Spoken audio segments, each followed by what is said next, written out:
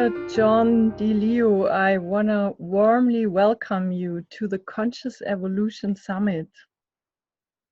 Well, thank you very much. It's my pleasure and honor to be here.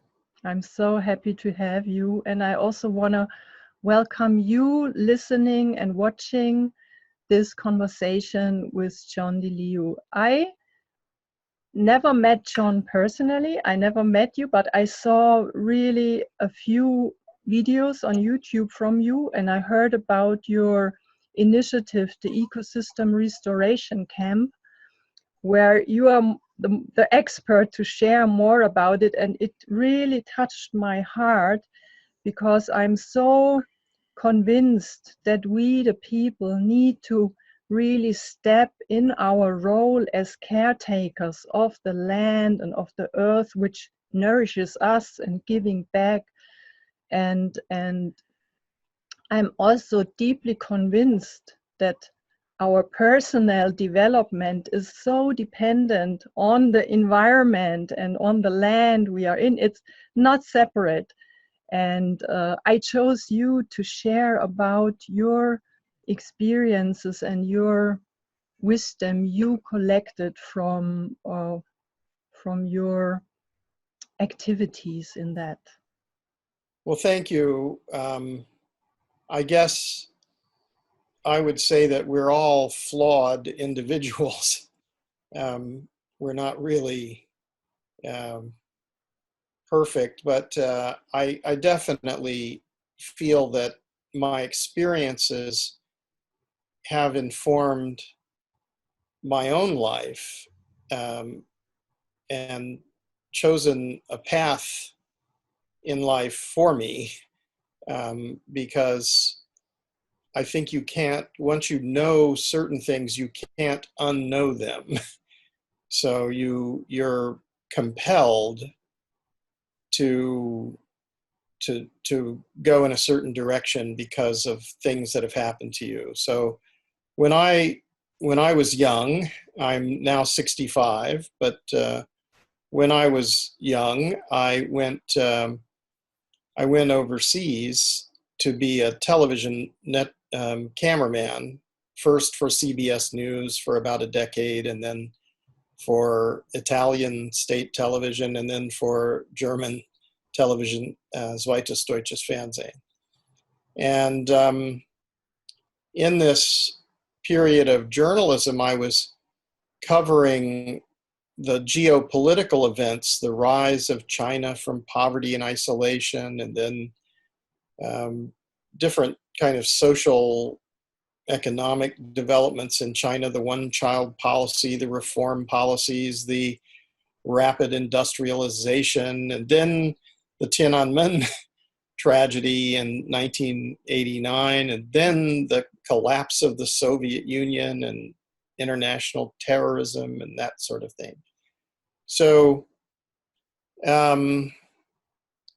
that was my life. It was hectic and kind of confusing. There was a lot of data flows, and we didn't have the internet as powerful as it is now, but we had all sorts of sources of information that would flow in, and we were forced to process tremendous amounts of information all the time. And I met many of the world leaders, was very close to them because I was taking their pictures or filming them. And I listened to what they had to say. And I found them not really massively impressive, generally speaking. I think they were acting, many of the people on the international stage are acting from egotistical reasons. And this is really concerning because I think we're in a very serious moment in human history. So to observe the leaders up close and to find that, oh, they may not know what to do is not a very satisfying feeling. And I mean, on the other hand, I would say that looking at what they have to deal with, you know, better them than me, you know, because I wouldn't want to have to deal with many of the things that they're trying to grapple with. But in 1995, the World Bank asked me to go to the Loess Plateau. You saw this film apparently, or one of them. And when I went out there, I suddenly had a type of a realization. I felt as if I could look through time. I felt that I had been thinking that the contemporary events were important. And I guess, you know, for the people who are affected, they're very important. But when I went to the Loess Plateau, I thought I was looking through history and human history. This was the cradle of Chinese civilization. So the Chinese race emerged from this place. And then it was fundamentally ecologically destroyed. So you had this huge place that looked like a desert, but it must have been very nurturing at one time because it gave birth to the largest ethnic group on the planet.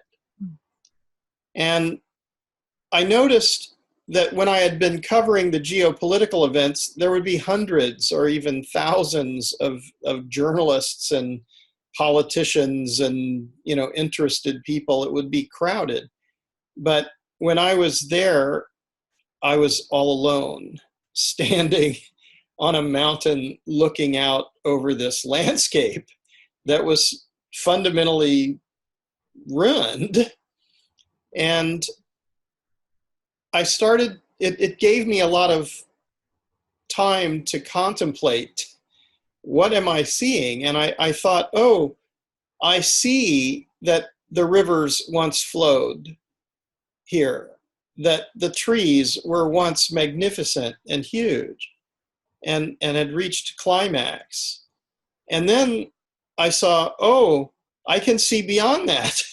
I can see even earlier that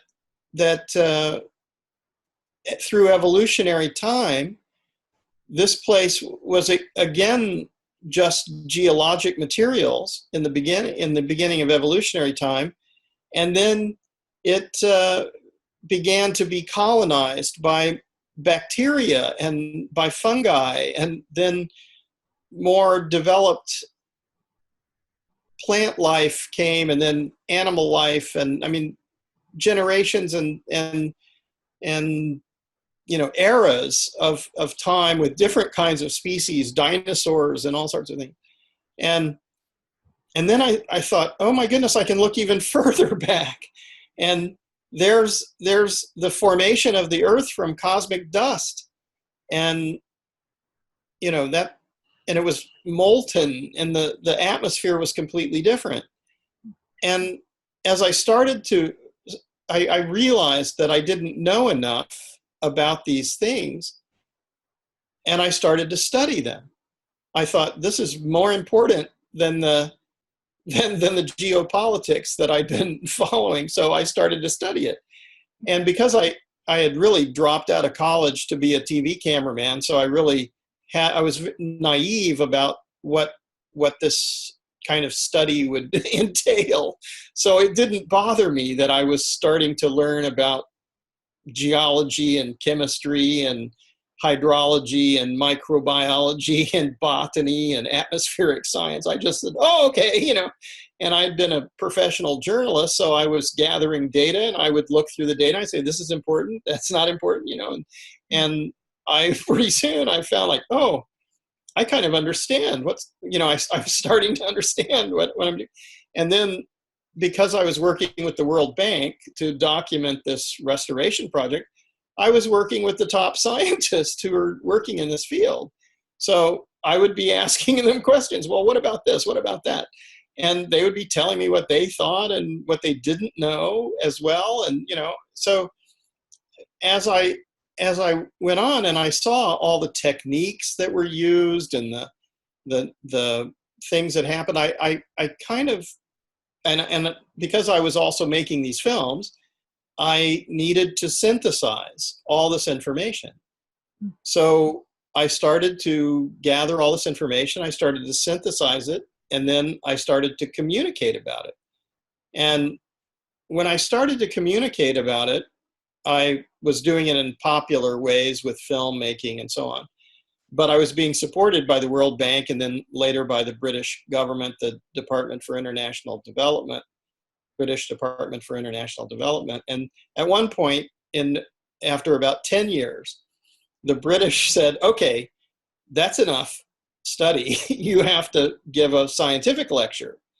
And I was like, really? A scientific lecture? So I hadn't done that before. I'd been a TV cameraman. So I thought, okay, well, I'll do that. And I went and gave this scientific lecture.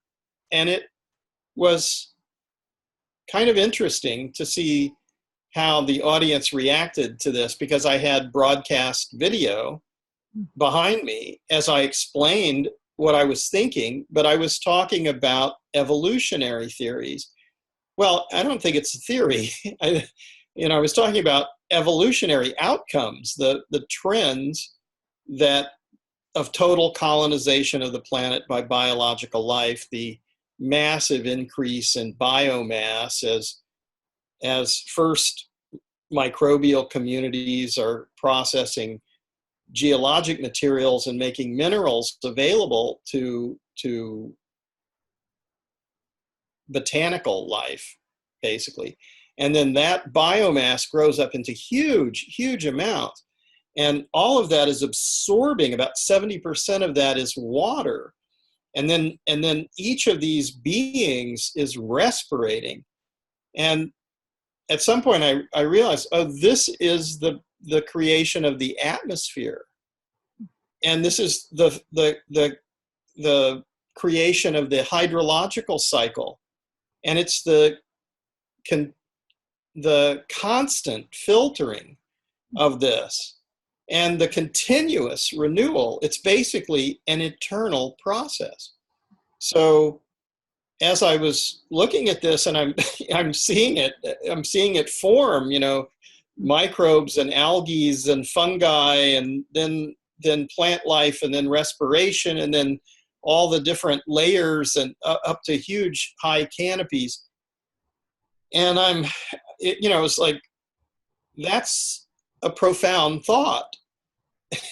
And then I realized that each generation of life dies and gives up its body, and that the earth, the soil on the top of the earth, is the remains of all life since the beginning of time, and that every living thing is connected to all life since the beginning of time through its DNA, and that that all the cells in our body have actually been in other living things, that reincarnation is not a theory, it's a reality, because it is impossible for us to be here without reconstituting the same materials that have been in other living things. And so these types of thoughts, made me very philosophical. It made me judge what I was seeing in ecology in comparison with the leaders of the political leaders and the economic leaders of world society. And it made me consider how people are living their lives, that primarily what's happening is we're participating in a transactional economy, and that passing back currencies back and forth are the social organization for the world. It's as if the meaning of life were to go shopping. And, this has some profound sadness in it, but it's a tremendous realization, because when you see the evolutionary forces and you think, well, actually those are eternal forces, and then the other thing that I've seen is that actually the landscape is reflecting our consciousness. So when people are unaware of the things that I've just been discussing with you, then that's the cause of deforestation and desertification and toxic pollution and war. So gradually, as I was, learning these things, and I was documenting the fact that you don't have to accept degraded states, that our task is to heal the earth, and our task is to heal the human spirit. So this is what I've been calling the great work of our time. So I think this is a Thomas Berry title, but when I heard that, I thought, this is the great work of our time. This is what our generation and all the generations that are alive today and those to come must do in order for human civilization to survive. And this was, for me,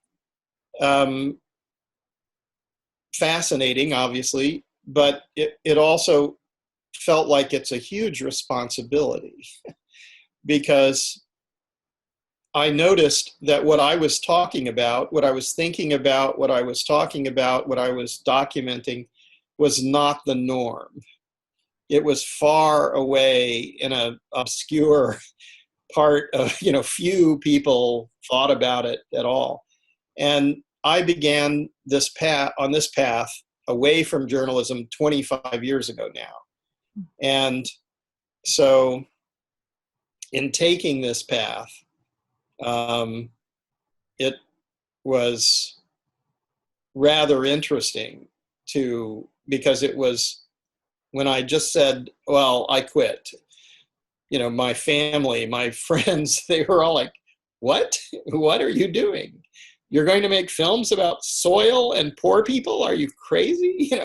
They really didn't grasp what I was experiencing at that time. So I think, this also makes me, at one point it kind of made me a bit nervous or something, like I needed to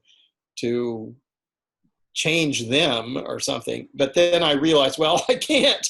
They're not going to listen to me, so there's nothing I can do for them.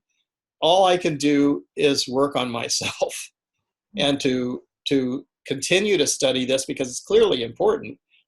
And, as I was doing it, it's actually become the most important thing in the world at this point, I guess, because either we learn this and we restore all degraded landscapes on the planet, or we're going to face, and in fact, we already are facing very serious consequences.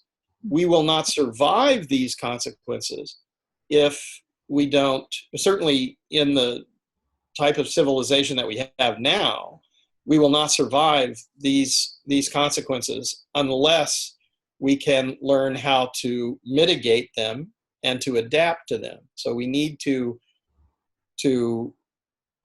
avoid the worst possible outcomes, and we have to change in order to survive the inevitable outcomes, which are already happening and will continue to happen and will continue to increase in intensity and in frequency unless we learn these things and change our behaviors. So this is how I got to where I am, and I guess why you're asking me to be on your conference. Yeah. And what I really heard when I was listening to you, this sentence, the moment when I knew I couldn't not know it anymore, and that it really entered you so strongly, and you took all your energy, your time, your resources to to engage in that, to study, and your whole life became it. And I guess many people are in this point where in maybe in different areas, but where something starts really to touching them, and where they get a sense, I'm called to change, I'm called to inform, I'm called to contribute in a different way. And I just want to point that out, because there are so many different areas in a way how we can contribute, but we need to to open and to be available, to be touched, in order to find our direction. And John, I'm very curious to hear from you in a very practical way, how does restoring the land look like? What can each of us do to contribute that we restore this planet? And I also agree, because you said how the land is really connected to our consciousness. What I always say is that how conscious we are, we can measure how clean our water is. This is because I'm also very concerned about the situation, how the ocean is, the rivers, the lakes. This is, I have it here in front of me. I'm not so connected seeing a desert, because I'm living in the Bavarian forest. It's a lot of forest, it's green, but what I can see is the situation of the water, and it's all connected. And I'm very curious to hear from you, what can we do? Well, I think first of all, it's necessary to note that we are all being called. I think this is absolutely true. We are called to act now, and if we fail to act now, then there will be very serious consequences. It's not exactly like this is really different. I think we've been called to act in the same way for all time, but we have somehow failed continuously. So if I look at so I started with studying evolution and ecology. And at some point I realized, wow, the evolution and the cosmologies of our religions agree, because human beings emerge in paradise. So there's an oxygenated atmosphere and a freshwater system and fertile soils and wonderful biodiversity, and everything is edible and it's clean and beautiful. It's been, constantly filtered and continuously renewed. And it is a symbiotic relationship between all living things. But then in the cosmologies, so if the cosmologies and evolution agree that human beings emerge in paradise, then it's kind of interesting to wonder, well, what does it mean that human beings sinned and were cast out of the garden?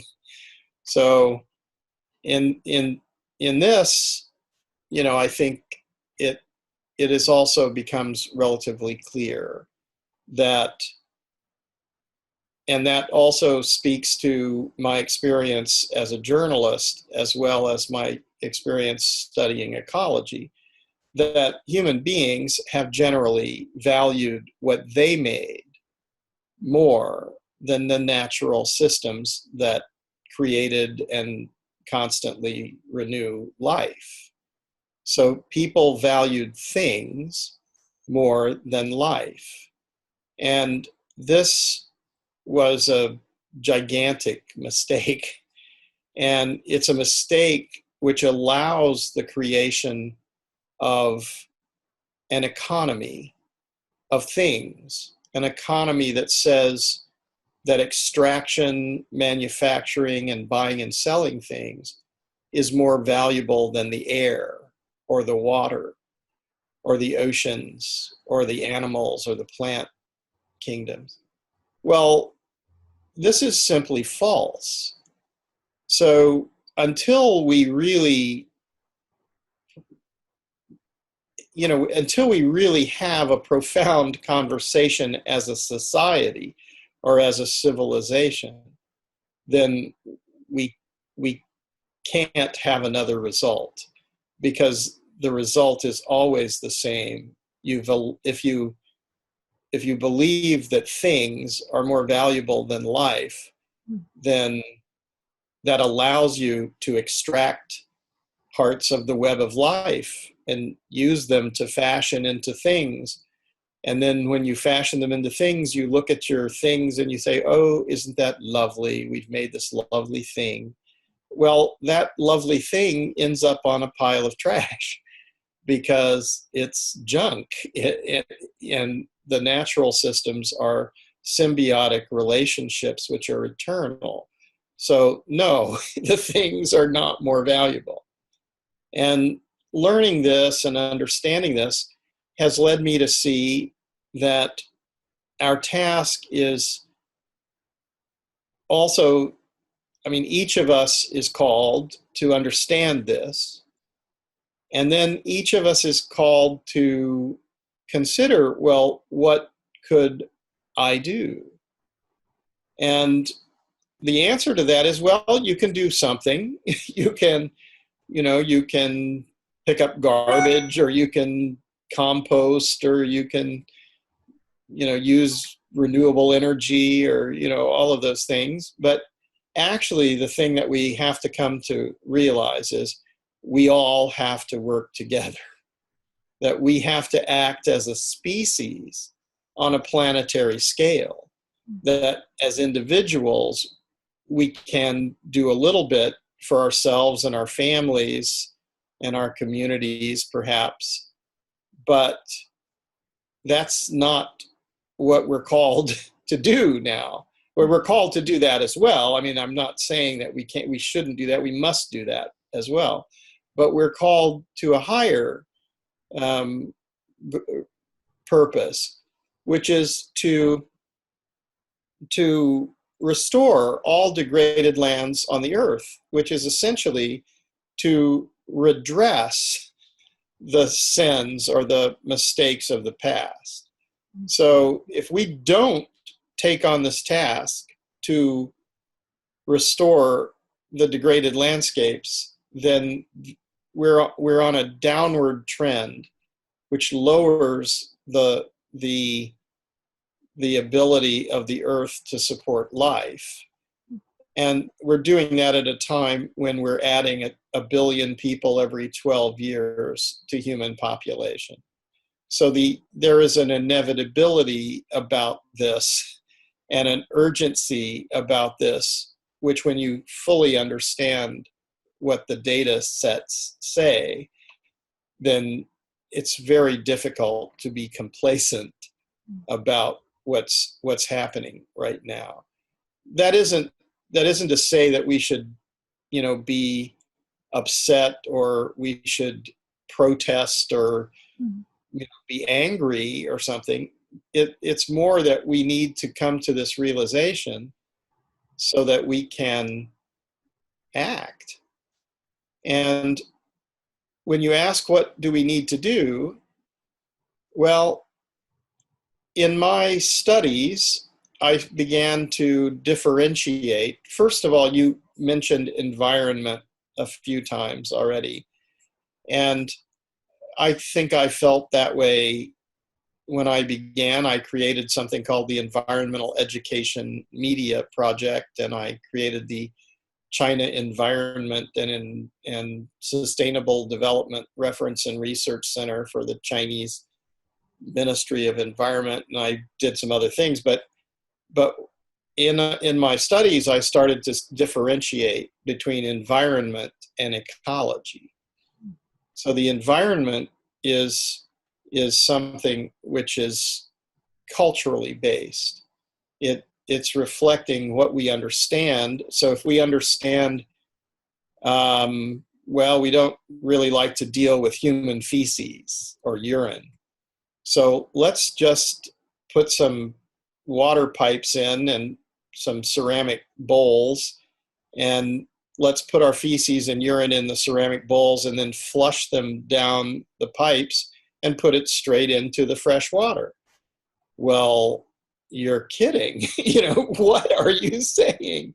So the thought of this is dramatically stupid. I mean, if you're conscious of what this means, then it's either you have to laugh or cry about this level of ignorance. So, obviously in nature, there is no waste and everything is recycled and there is no pollution.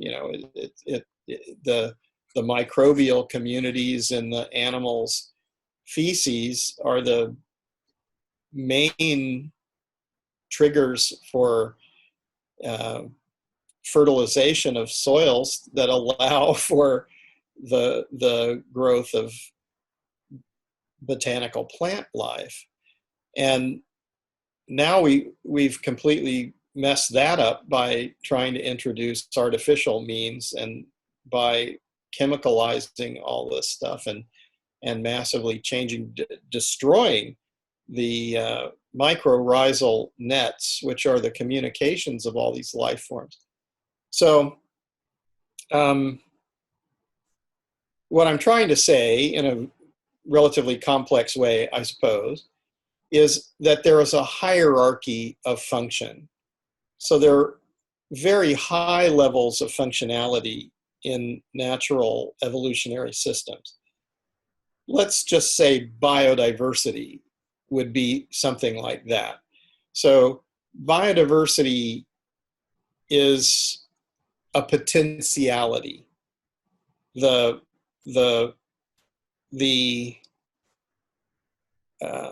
trend evolutionarily is to the infinite potential variety in genetics. So it depends on all sorts of combinations of genetic material. And it's somewhat infinite, but it's not infinite variety, it's infinite potential variety in genetics. And mutations happen, purposefully or malignantly, so you want to be very careful about manipulating that because we don't know enough to manipulate that. If someone 200 million years ago had manipulated DNA, we might not exist. So anyway, that's a high level. So that's a very complex, the level of complexity, and we can study it, we can know it, but when we get to the point where we think, oh, it's a good idea to start manipulating in the genes, then we're really in another place where we just don't have enough information to make those choices. But there are other levels of function that I think we're better placed now to deal with. So I would say soil fertility or infiltration and retention of moisture or biomass itself or succession, an understanding of evolutionary succession. These are processes we can pretty much fully inhabit, and we can marvel and wonder at biodiversity, and we can marvel and wonder at death and the relationship between mortality and life. So I think the interesting thing is when you get to the edge of the mystery, it's okay. It's kind of nice, that it's there.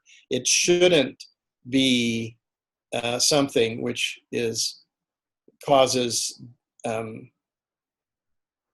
uneasiness. It should be something which causes awe, and that we see, oh, it's beautiful, it's magical, it's mysterious. We're beyond our understanding, and that's okay. And that, but what's really sad now is that we're not using what we understand. So the answer to your question simply is, we need to infiltrate and retain all moisture where it is on the planet. We are now creating one of the most interesting things that I've observed in studying this are temperature differentials. So part of that is because of the climate change discussions, that they're worried about 2 to 4 degrees, and will this behavior or that behavior change us to 1.5 or 2 or 3, or what are the consequences of reaching 4 or something like that. Well, forget about all that as far as I'm concerned, because I've seen 45 degrees centigrade temperature differentials that are happening because of human activity on the surface of the earth. So if we're causing 45 degrees centigrade temperature differentials, now that's an anomaly, that's an extreme example, but 10, 15, 20 is normal. So this is ridiculous. So when we know that, if we understand this, if we have enough understanding of physics to understand that the temperature differentials are causing wind, they're causing wind direction, wind speed, they're causing vortex activity in the air. The amount of humidity determines the density and the weight. All of these things are affected. So when you start to study this and you go, oh no, I understand that. Oh dear, this is really interesting, because I hear a lot of scientists and they try to explain what they're talking about, and I don't understand what they're talking about, because I don't think they know what they're talking about. They're talking about the levels of complexity that go beyond their understanding, and they're looking for tiny little connectivities or something like this. We need a broad view right now, and we have such incredible instrumentation. We have so much information. We have satellite imagery going back to the 60s, and now it goes down to tiny. We have submicron measurements, unbelievable levels of knowledge, and we have the capability to make the sum of human knowledge available to every individual on the planet simultaneously and instantaneously. We're in a very special moment in human history, but we're also at a moment where you can see that we might go extinct from our ignorance. So we have, on the one hand, tremendous amounts of information, not necessarily wisdom, not necessarily understanding about what this means. And we, at the same time, we have tremendous ignorance and terrible risk from a number of things. I mean, obviously, creating nuclear weapons was not such a brilliant idea. And nuclear energy and, radioactive waste from nuclear energy is not such a good idea. Mountains and mountains of toxic garbage everywhere. Of course, there's a lot we need to do. But in the beginning, as I started to realize, we don't have to accept degraded states. We can change it. I started to think, we'll need this giant machines, and we'll need institutions, and we'll need all this. And I finally came to the conclusion, because I spent quite a lot of time with the United Nations and the World Bank and the university systems and different places, and talking to all these people. And Like, what are they doing? And I don't think that we need that anymore. I think we need to simplify our lives. We need to treat everyone with equality. We need to make sure that everybody eats well. We need to make sure that everyone is happy. And then we need to restore the basic ecological functions on the planet. And we have to, in order to do that, we have to value them. When the ecological functions that created life and renew life continuously for all time are valued higher than things, then any amount of investment which is required to restore them is justified. We have to also get to the root of that, which is that we have misrepresented wealth. We've said that wealth comes from scarcity, but wealth actually comes from abundance. And we also have to realize that that abundance is not for individuals, it's for all living things, that the rights of all living things are intrinsic because all living things are connected to all life since the beginning of time. And if they are alive, they have the same rights. But of course, we haven't acted that way. And in terms of the physical things that I've been thinking about, and I hope you'll tell the people who join this that the ecosystem restoration camps movement is really where I think we need to go. We need to take the understandings that we've been discussing, and we need to sit down together around the fire, as we did in ages past for millennia in the past, and we need to talk about them, and we need to share our understandings with one another. And then we have to say, well, so can the river systems flow again? Can they be clean so that we can drink out of them? And the answer is yeah. Of course, if we stop putting feces and toxic pollution into them and we clean them, then of course they'll be clean. But if we keep believing that our wealth is coming from factories that are pouring chemical ooze into our hydrological cycle or into our soil or into our air, then of course we don't have any hope to resolve this. So how do we reach this level of understanding collectively? And I at some point I also realized, because in the early days as I was studying this and I was realizing a few things, I wanted to grab people by the shirt, and just shake them and say, you got to listen to me. I have learned, and that doesn't work. Forget about it. So what we have to do is we have to make it so rational and so beautiful, so clear, so succinct that everyone can understand, a child can understand. There's no difference between the president and a child. They need the same information. We all need the same information so that we can all make the same decisions, so that we can all make the same choices, because we are choosing the future of the planet. We're choosing the future of human civilization right now and every day and everything that we do. So having come to this point of view, it has caused my life to change. And I started to see that if we don't have a transactional economy, we don't have this complicated society, what else is there?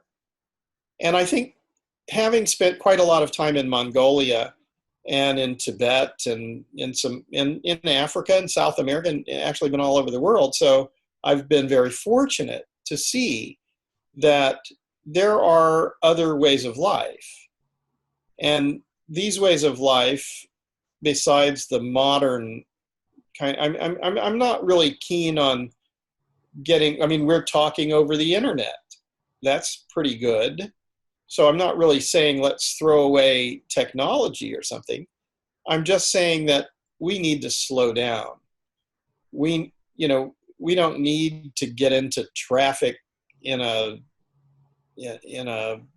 rush hour to go to a cubicle to buy and sell things and to become deeply unhappy. We need to be in the sunshine and play and eat good food and be together with friends and family. And we need to spend a little time every day infiltrating and retaining moisture in the ground. And we need to restore the soil fertility and restore the biodiversity. So, once we understand this, we have something that we need to do. We need to all come together and work together to do this, because we can't do it alone. It's not possible. We have to work on it individually, but we really need to collectivize and come together. So the ecosystem restoration camps movement is not about a single camp. It's about camps all over the world. The idea is to make ecosystem restoration camps where we can live in simply. You're in a yurt now. Yurts are a very elegant way to live, and to be able to live simply but comfortably, to have really good organic food, to be with friends and family, and to have love and joy and meaningful work and a lot of play and a lot of art and beauty. Well, that's a pretty good life.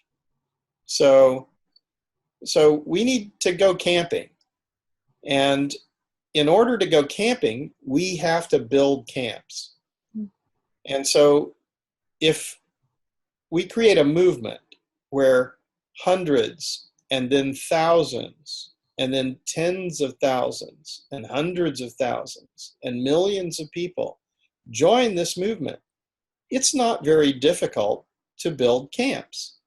We think a camp is going to cost 250 to 300,000 euros in terms of the capital costs. That'll be very nice yurts with floors and lovely stoves, rocket stoves in the inside, and composting toilets and gray water systems for all the things, and saunas instead of showers in places which are more water scarce, and then organic gardens which are collectively managed, and everybody eats, and everybody eats and nobody pays. I mean, there's no transaction. There's no one in our communities who should go hungry. Everyone is equal. Everyone should eat. So, that's the way. And this is the ecosystem restoration camps are also a practice. This is what we need to do. But to really just sort of leave the existing society and say, and now we're going to live in yurts forever, and that's going to be pretty difficult. So let's try it out. And let's see what it's like. Enjoy it. Go for a week. Go for 2 weeks.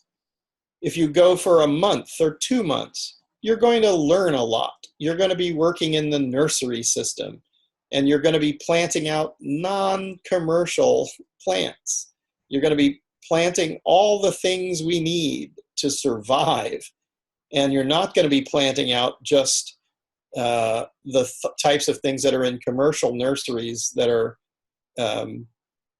just sort of ornamental plants or fast-growing plants that you can sell. And there won't be monocultures. They'll be massively diverse.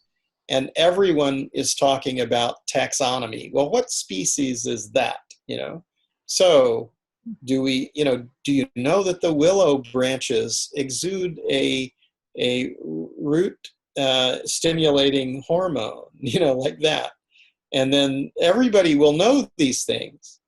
Everybody will know, okay, an animal has to eat the seed from the annual grain or grass in the field, and then it has to send it through its digestive system and plant that seed in order for that species to return next year.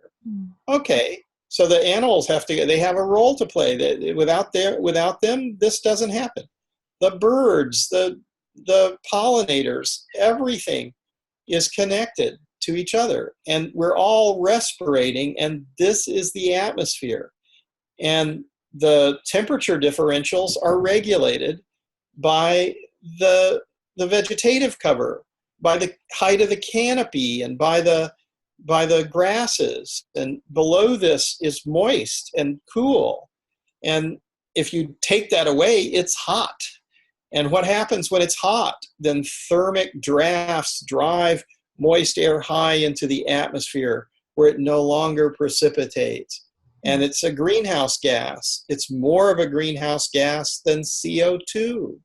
So suddenly, we are the direct link between holding the moisture at a lower level by regenerating the vegetative cover and the canopy that holds it in and creates a microclimate below the canopy.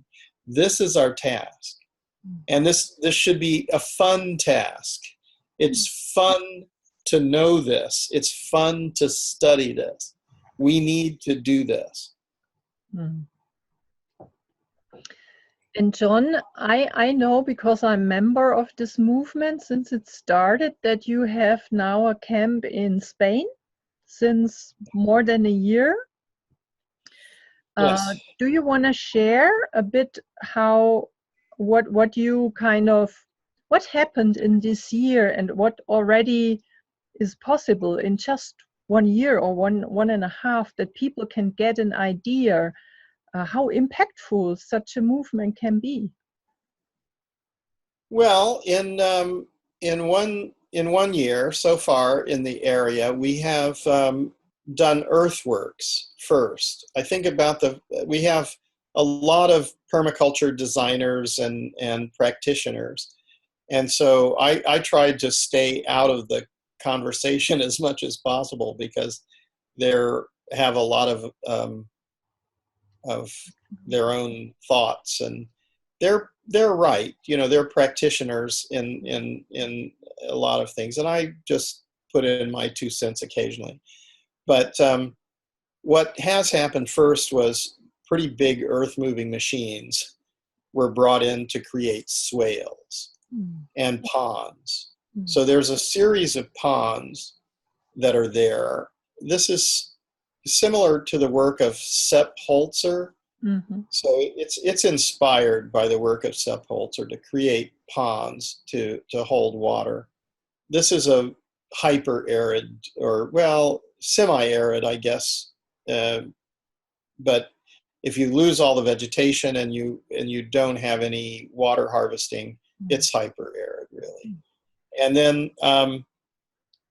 so these ponds and swales were put in, and then ground cover was sown, so that it's the old agricultural fields look like rock. They're like little pieces of gravel and uncovered earth, and it's desperately hot and dry. One of the things that I started to consider is that UV radiation is what we use to sterilize fruit shipments when we send them across the world in airplanes. And what's happening when you remove the vegetative cover is you're hitting the earth with UV radiation, which is the habitat of the microbial communities which created the soil. So I mean, this cannot be right. The level of mistake is dramatic. Anyway, then we built. There is a dormitory now. It's about 4 kilometers away from the campsite, and it has a little apartment with a kitchen and bathroom and a men's and women's dormitory. So there, I think they 8 people stay there. And then we built 2 yurts, and there are 3 bell tents out there. Mm-hmm. And there's a number of composting toilets, and they're working on a new kitchen thing. And they'll have, by this autumn, they will have 8 and 16. They'll have about 24 people living at the camp, or at the camp, or in the dormitory and the camp. And so they planted out gardens. There's orchards. So they're working on food for us, but they're also working on irrigated plants, and they're doing construction. So there's a lot of work on the infrastructure for the camp. Mm-hmm. That's not finished yet. Mm-hmm. And what I think is important now, as for the movement, the camp is one thing, and there was also another significant thing. Ecosia, the browser service called Ecosia, donated a lot of trees to one of the partners in Spain. It's called Al Valal Cooperative, which is working with the owner of the land, is a member of the Al Valal Cooperative. And so the Al Valal farmers, or the volunteers at the camp, work sometimes with the Al Valal farmers. But this was a restoration as opposed to a regenerative agricultural activity. They helped the Al Valal to plant 50,000 seedlings in public spaces. And that was very hard work, because on the sides of rocky-faced mountains, it's very difficult. And they have a polytunnel. They're building an underground and above ground roundhouse, which is over an underground room. So that underground room is going to be very cool in the summer. It's very hot in the summer in the Altiplano in Spain. Mm-hmm. So there's, a lot has happened, but it takes time for regeneration.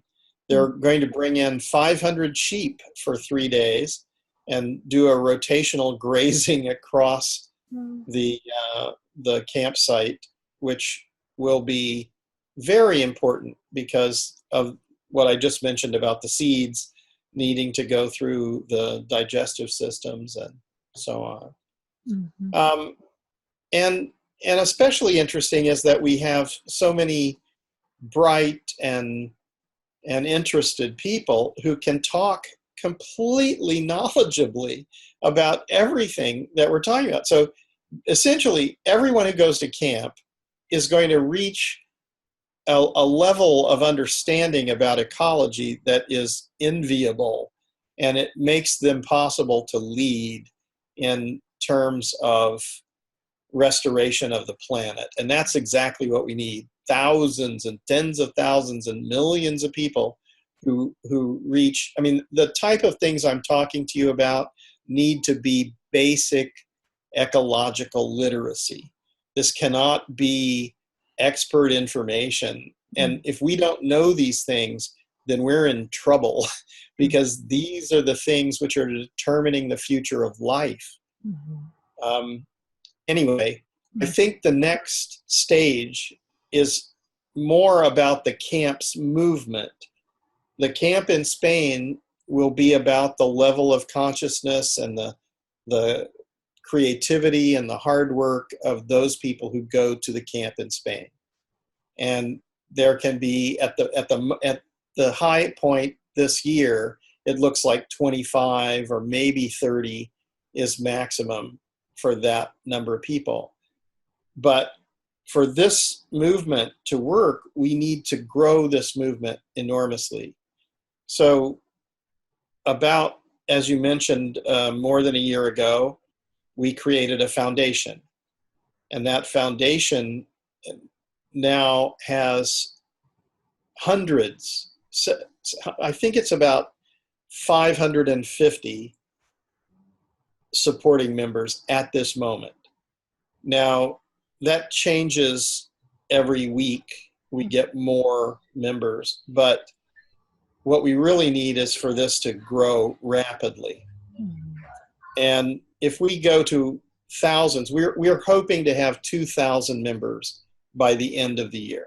Mm-hmm. So if we can have 2,000 members by the end of the year, each donating 10 euros per month, then as individuals, it's not a huge sacrifice. It's doable. It's about 3 cups of coffee at Starbucks, and your entire annual donation to the foundation is less than a really good meal in Paris these days. So as individuals, it's not really huge. For people who are too poor to pay that, they should not join as supporting members. They should go to camp, and they should enjoy learning about ecology, getting a position and a meaningful work in that, and getting really good food and having a great community and health. If they're not able to compete or in the existing economy and society, then they should definitely go to camp. Mm-hmm. But as this supporting members grow, we can have more camps, and we're looking at different methodologies. So if we just totally deal with each camp, we think the capital costs are 250 to 300,000 euros. But that's all in the first year. Maybe in the second year, we might want more propagation units or other things. So there might still be some capital costs, but the main part would be then to have operational costs. Mm-hmm. So how much does it cost to feed the people? How many people are you going to have? Are you going to have 50 people? Are you going to have 100 people? Where are these camps?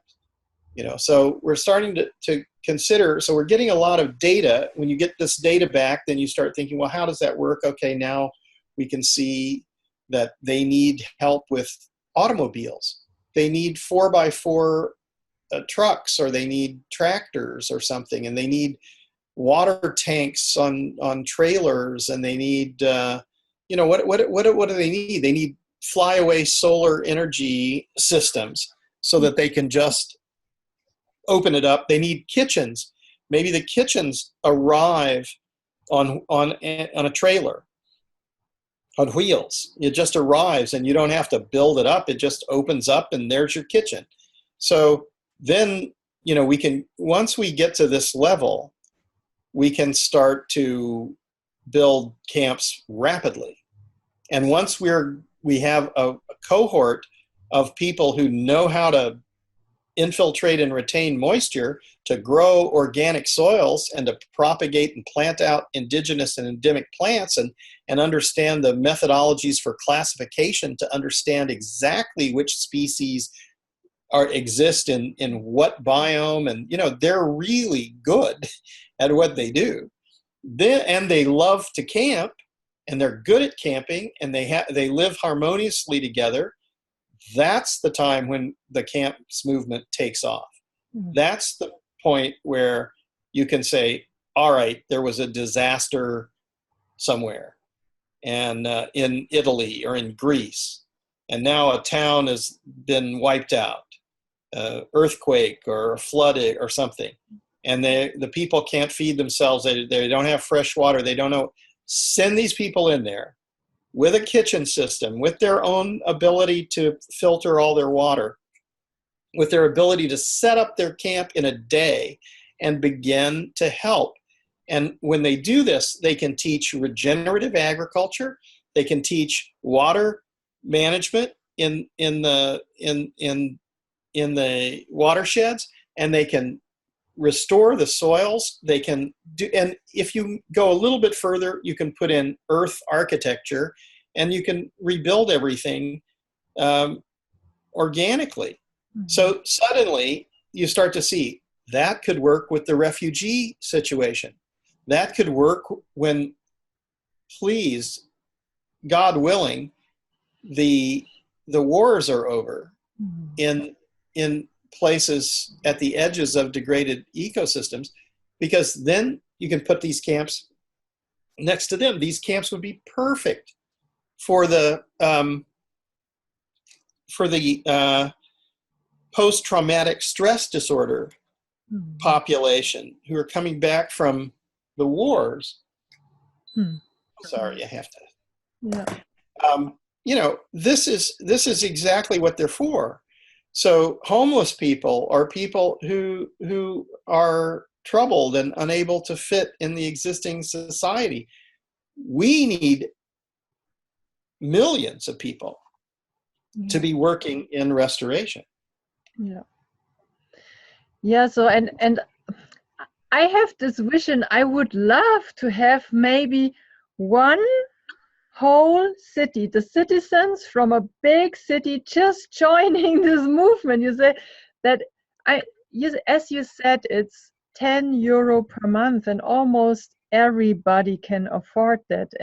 Or I also have this vision, maybe everyone listening to the summit feels called to join this movement, because it's also what I like. Also, it's not difficult to sign up. You made it very easy. You don't need to sign a huge contract. You are not binded. You can leave it whenever you want it. It's very simple. And as you said in the whole conversation, a lot is about becoming more and more simple. And so you can contribute, you can give 10 euros a day, you can share this message, you can share the website, you can watch more movies in the internet, you can maybe join a camp, because then you really can be touched and can collect the knowledge. It's not that difficult. And I really like also the idea that we are not waiting for the government, for new laws, for something.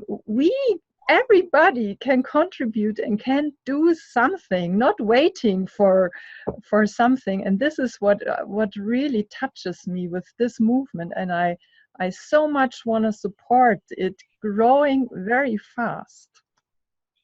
Well, I think it should grow organically. I mean, if people don't understand it, it probably shouldn't grow. If people start to understand it and they want to participate, then it should grow. I mean, one of the things that I've been trying to deal with in my own life is to not have desire, not to want too much, and that's part of simplification. So the more we want things, I think desire is setting ourselves up for disappointment, because we may get what we want, and then when we get what we want, we find out, well, that didn't really satisfy me, and we might not get what we want, and then we're like not satisfied because we didn't get it. So either way, it doesn't really work for you. But if you don't have any desire, then when something wonderful happens, you go, oh, how wonderful is that? I'm so grateful. I feel so blessed that, this could happen. It's great. So that's a much better position than to actually want something and even achieve it. So to want something and to achieve it, it's less wonderful than if it's a gift. And I think that now we are talking about different models for camps, which I think is quite interesting. We think that the local people must be the driver when there needs to be a camp. So some place in the world that needs a camp must say, we want to have a camp here. We want your help. We want the foundation and the movement to focus on us and help us now. And when that happens, then that actually is the way it will work well in the local areas. Because if a bunch of foreigners go in someplace and they, they're not going to be able to do anything.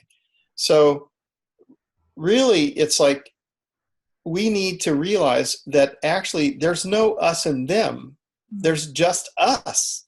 So in local places, we now have in Mexico, in San Miguel de Allende, they're asking us to work together, and they already have there's an organization called Via Organica, and they have a beautiful organic farm, a beautiful training center, a beautiful restaurant, and a beautiful store selling organic food. What they don't have is a camp, and what they also don't have is anyone working on restoring the natural zones. They're working on regenerative agriculture. Mm-hmm. Well, all that work in regenerative agriculture are the techniques that we need for propagation and plant out and for soil creation. And we just have to add watershed management high in the public and surrounding mountains and the land. Mm-hmm. So a camp could take that on, but also benefit from the existing infrastructure in regenerative agriculture. So that's a lovely place. Another place is in Nepal. And in Nepal, it's challenging, but it's beautiful. It's just extraordinarily beautiful. So from the glacier, which is 6,000 meters high, to 56 meters above sea level, where there's a Ramsar site. This is a wonderful place, and there's a hidden valley, which is like a Shangri-La kind of agricultural area. In which area in Nepal is it?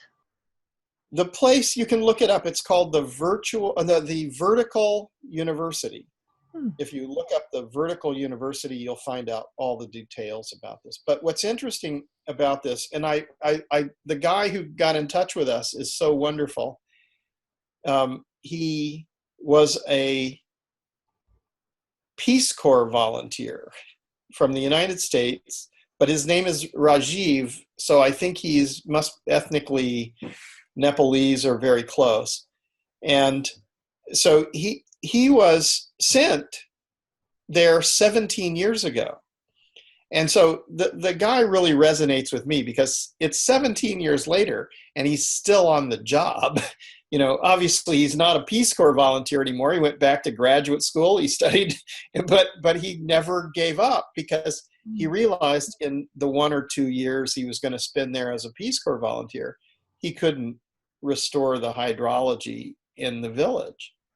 But because he was called to take on that task, he's continued it for 17 years. And now they have this vertical university that's going from 6,000 meters at the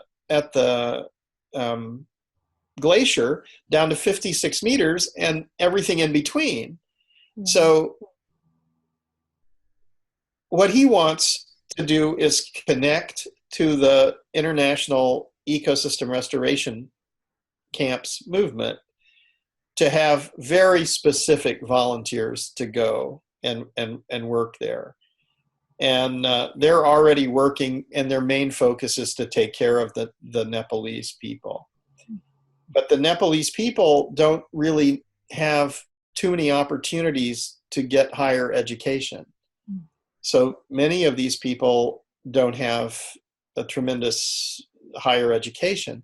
So by connecting to the ecosystem restoration camps movement, we can identify exactly the types of volunteers that he needs to go there. They can be connected to universities in all over the world and be in exactly the type of area that are needed. And then 5 or 10 of these people all the time, so they can go for 6 months or 2 months or a year or whatever they can, but we can just keep them coming. So there's 7.5 billion plus people on the earth. So, if we grow this movement, we have all the permaculture practitioners and designers and people working in other camps, and they say, I want to go to Nepal. Then we just keep lists of everybody who would like to go to Nepal and organize it. And there, here's your people. And imagine, in certain places, if you understand how it works to infiltrate and retain moisture, you can see springs returning. So, there's nothing more wonderful than to do this work for some time and then see a spring return. So let's pray, that's the kind of outcome that is possible in these kinds of places. And certainly if we don't do anything, we already know what the outcome will be. But if we take all the knowledge and all the goodwill and all our energy and we go and we work on it, then the chances are we will have a different outcome. In my experience, wherever you try to restore degraded landscapes, the earth is happy, becomes very happy when you do that. So there's that. Then there's in the Hopi, in Kenya, in the Maasai land, there's been a terrible drought, and the Maasai's cattle are dying, and they are connected symbiotically to their cattle. So they don't know any other way of life, really. So it's very, very difficult for them. Well, now they're kind of thinking about, well, we must understand this. And so a camp in the Maasai land where there are some specific experts who can help them with grassland systems. And, that could be of enormous importance for an entire cultural group of people. And of course, the Maasai are a big group. So they will actually spread any knowledge which comes, which is useful. And then in the Netherlands where the foundation was started, actually, there's a pretty big group of young people. I would say the Netherlands is something, probably Germany is a little bit similar. It's a post-modern in some ways. It's a post-industrial type of situation where now you can even see that they're building strange buildings, that are like crooked and wonky and strange just because they can. There's no real reason for it. They just do it because, well, we have too much money and we don't care about anything, so let's make it sideways or something. All right. Well, for young people who are looking at their future and maybe considering having children, and they think, oh, wait a minute, what is the world going to be like? They just experienced drought in the Netherlands. That's crazy if you think about it. This is the wettest place I've ever been to practically, except for maybe in Norway or in Washington State in the west coast of the United States. So it's ridiculous. And so these people, the young people and even the older people, imagine retired people. Retired people are kind of interesting to me. If they're still strong and vital, do they want to play golf or do they want to go fishing, or would they rather, manage the ecosystem restoration camps movement and help ensure that future generations have a life? And anyway, in the Netherlands, we've got this wonderful plan to work with the Waldorf schools, and they have their 100th birthday next year, and so 2019 is the 100th anniversary of the Waldorf schools, and their theme internationally is trees and bees. So what we thought about was, well, let's work together. Actually, the Bee Foundation came up with the idea in the Netherlands and suggested it. And they suggested building nursery systems with the Waldorf schools, where the children will participate in creating the nursery and then grow up with the trees. So it's very similar to the way the Waldorf school, they don't really have, it's not so much graded as individuals growing up. So the trees are growing up and the children are growing up.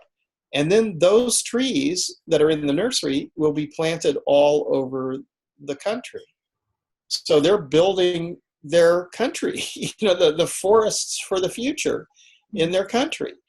And, that's so exciting and so interesting. So we thought, well, that's a really good idea, but isn't that a little bit difficult for school children to, undertake? Building very successful tree nurseries might be, a few Waldorf teachers and the class might have a hard time, with that.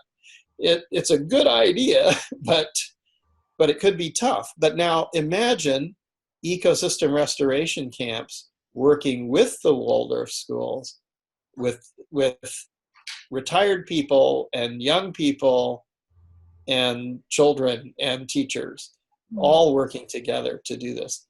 Then it's thinkable.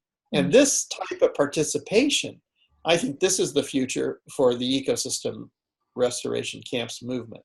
But we still need to have members. What I would really love to see is that the membership is growing by a lot every day. If more and more members are joining every day, then we really are turning into a mass organization. That this is a realization that, well, yeah, if we don't do it, who will? So let's go fix the earth. And I think that's a great idea. Let's do it. Let's go and restore the earth. We don't have to ask permission to restore the earth. It's ridiculous. We have the right and the responsibility to do this. And we can only do it if we do it together. We can't do it alone. So there's no possibility for any individual to do it. We can only do it together. We need to act as a species on a planetary scale. So this is our chance to just make the bare infrastructure, and then the people can do it. And I think that this is when I had this realization, because before I'd thought we needed research, training, and innovation centers for ecological restoration. And I sort of realized, well, this sounds a lot like those collaborative group of agriculture research centers that are all over the world. And they have tens of millions of dollars of investment, and the cost benefit ratio is not very high. They have high costs and some outcome, but But what I think is interesting about the ecosystem restoration camps, it's like upside down. The cost is very low, but the outcome is that then suddenly you can see, well, this could spread all over the world. Suddenly you can imagine that we could restore all degraded landscapes on the planet. Now that I had never felt was possible using the giant project, expert-led, top-down idea. The only way I think we can do this for the whole planet is if the people choose this. If the people choose this, there's nothing that can stop us from restoring the earth. We will restore the earth. If that's our intention, if we choose it, then that's what we're going to do. Beautiful. And I really love how naturally, because we are really at the end of our time in our interview, John, is that you started also that the power we have is to choose. And there we are at the end of our interview. You came back again to this. We can choose where we put our intention, our attention, our money, our energy. And yeah, I just want to send this out that we make really meaningful choices for us, for the land, and for people to come, for the future. Yeah. Well, let's hope that we are all. I think we are all called, but it says in the Bible, many are called, but few are chosen. I'm not sure how to interpret that, but I think more people need to do this. It's good for not only the earth, it's good for us as individuals. We can live in a camp with a more simple lifestyle. We don't need to have transactional economics, and we don't have to kind of do that at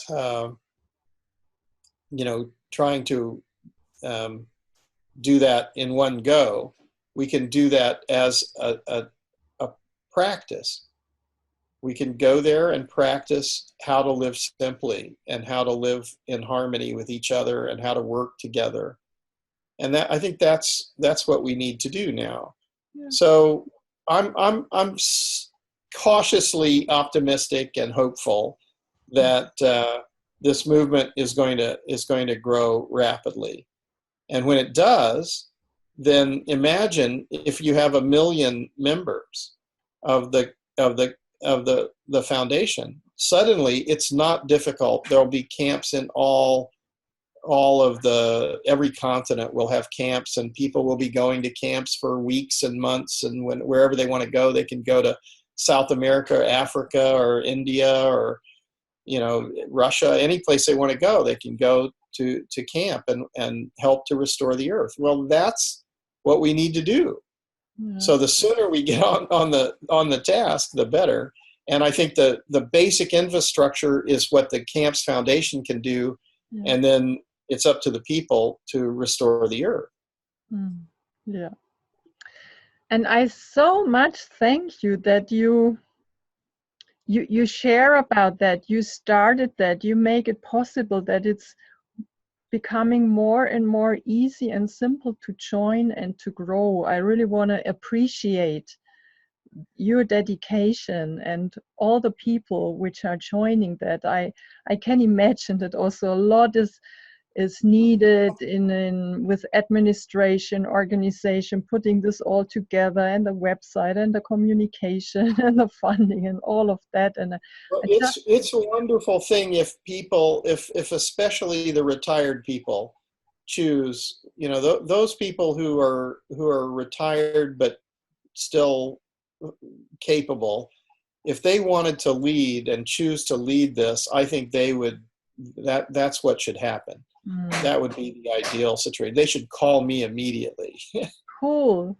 So please, if you feel touched and if you feel called, please act and take this invitation from John really seriously. And I hope that with this summit and you joining, we can make a difference and make this movement grow.